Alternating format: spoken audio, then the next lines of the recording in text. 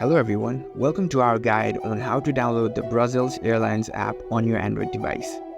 Brussels Airlines is the flag carrier and largest airline of Belgium. So we're going to look through how to download its app. Let's get started. On your Android device, head over to the Google Play Store.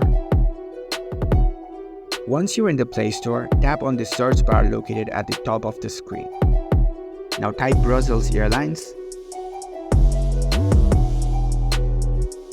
In the search results, look for the official app developed by Brussels Airlines. Here you can see the Brussels Airlines app developed by Brussels Airlines NV/SA. So this is the official app. So right next to it, there is an install button. Tap on it to begin downloading the app to your device. The app will now start downloading. This process may take a few moments depending on your internet speed. Once the download is complete, tap on the Open button to launch the Brussels Airlines app. You can click on Agree and then click on Get Started. There is some instruction, you can skip if you want to.